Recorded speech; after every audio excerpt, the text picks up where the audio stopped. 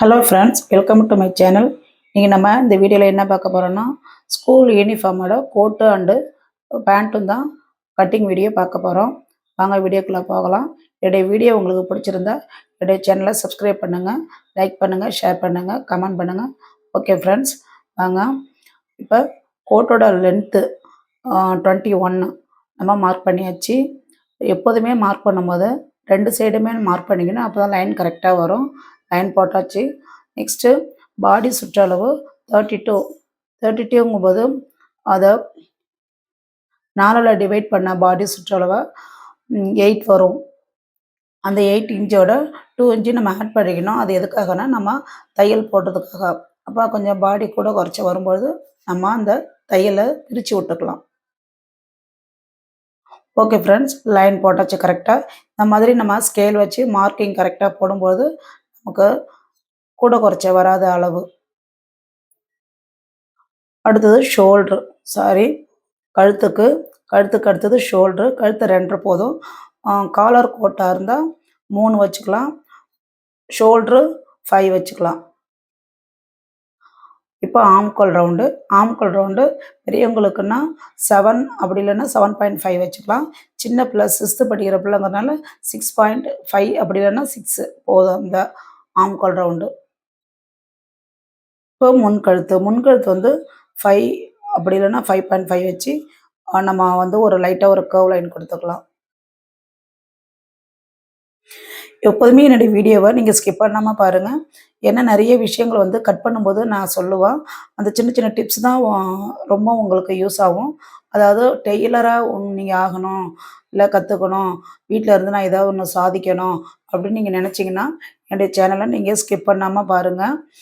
Skip பண்ணிங்கன்னா இடையில நிறையா கட்டிங்கில் இருந்து ஸ்டிச்சிங் வரையும் நிறைய டிப்ஸ் சொல்லும்போது உங்களுக்கு அது தெரியாமலே போயிடும். அதனால் ஸ்கிப் பண்ணாமல் என்னுடைய சேனலை பாருங்கள்.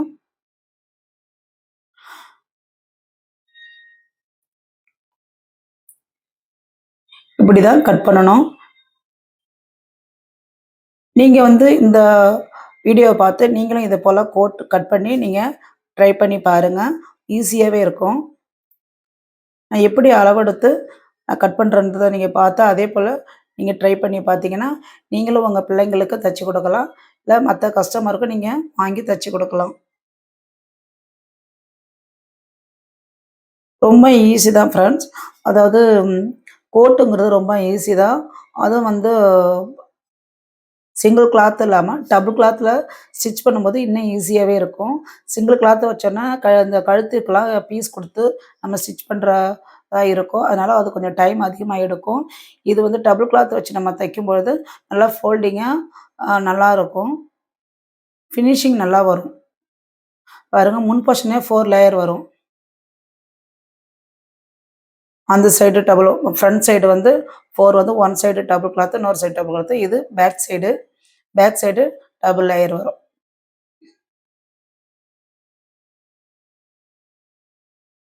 ஓகே ஃப்ரெண்ட்ஸ், நெக்ஸ்ட் நம்ம பேண்ட்டுக்கு போகலாம். பேண்ட்டோட லென்த் வந்து 35. உங்களுக்கு 35 நான் மார்க் பண்ணும்பொழுது அதில் 6 இன்ச்சு நான் உங்களுக்கு வந்து கம்மி பண்ணிக்கிட்டு தான் அளவெடுப்பேன். அந்த 6 இன்ச்சு எதுக்குன்னா மேல் பாட்டம், அதாவது அந்த ஃப்ளீட் ஓப்பன் இல்லையா சீட்டுக்கிட்ட, அதுக்கு மேலே நம்ம அந்த மேல் பாட்டம் வேணும். அதனால 6 பாயிண்ட் தான் நான் கம்மி பண்ணுவேன். அதாவது 6 இன்ச்சு தான் நான் கம்மி பண்ணிக்கிட்டு இப்போ 35 அப்படி வருதுன்னா அதில் 6 மைனஸ் பண்ணிவிட்டு பாக்கி என்ன அளவோ அதை மார்க் பண்ணிக்கணும்.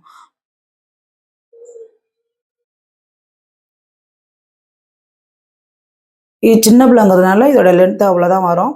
அதோட இப்போ இந்த சீட்டோட சுற்றளவு வந்து 11.5 பாருங்கள். 11.5 மார்க் பண்ணிட்டேன். அதுக்கடுத்தது ஒரு 2 இன்ச்சு எக்ஸ்ட்ரா எடுத்துக்கணும். அது எதுக்காகனா அந்த சீட்டுக்கிட்ட ஃப்ளீட் வைக்கிறதுக்காக.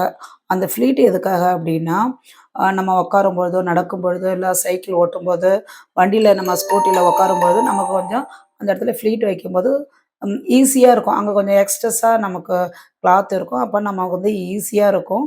அதுக்காக தான் அந்த இடத்துக்கிட்ட 2 இன்ச்சு நம்ம வைக்கணும்.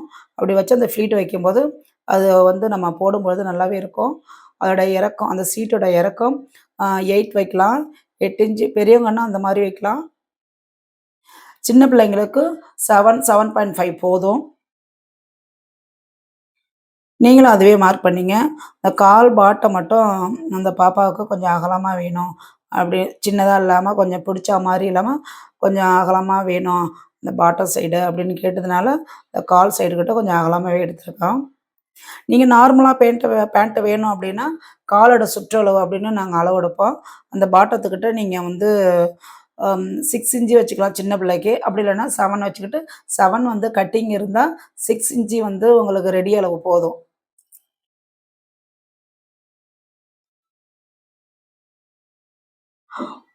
அந்த இடத்துக்கிட்ட அதாவது அந்த சீட் இடத்துல கசட்டுன்னு ஒண்ணு வைப்பாங்க. கசட்டுன்னா என்னன்னா, 2 இன்ச்சுக்கு 2 இன்ச்சுக்கு 4 அந்த சைடும் அந்த வைப்பாங்க. அது வந்து மேக்ஸிமம் வந்து ஜிப்பா, பைஜாம் அந்த இடத்துக்கிட்ட தான் அந்த மாரி ட்ரெஸ்ஸில தான் அந்த கசட்டு வைப்பாங்க. இதில வந்து நம்ம வைக்க போறது கிடையாது ஸ்கூல் யூனிஃபார்ம் பேண்ட்டுல. அதனால கொஞ்சம் கிராஸா இப்படி லைன் நம்ம இழுத்துக்கிட்டோம். இப்படி கிராஸா லைன் பண்ணி நம்ம கட் பண்ணும்பொழுது, ஸ்டிச் பண்ணா அது நல்லாவே இருக்கும். நீங்களும் இது போல ட்ரை பண்ணி பாருங்க. உங்களுக்கு ஏதாவது ஒரு டவுட்னா நீங்க வந்து நார்மல் கால்லயே நீங்க ஃபோன் போட்டு நீங்க என்னட்ட டவுட் கேட்கலாம். அப்படி இல்லன்னா நீங்க வந்து வாய்ஸ் மெசேஜ் பண்ணலாம். ஆல்ரெடி நான் நெறையவே வீடியோஸ் போட்டிருக்கேன். 1 இயர்க்கு முன்னாடி ஒரு 50 வீடியோ போட்ட உடனே எனக்கு 1000 சப்ஸ்கிரைபர் வந்துட்டாங்க. எனக்கு கொஞ்சம் சைனஸ் ப்ராப்ளம்ங்கிறதுனால எனக்கு சரியா வாய்ஸ் குடுக்க முடியல. கொஞ்சம் ப்ராப்ளம்ங்கிறதுனால என்னால திரும்ப கன்டினியூவா வீடியோ போட முடியல. இப்ப கொஞ்சம்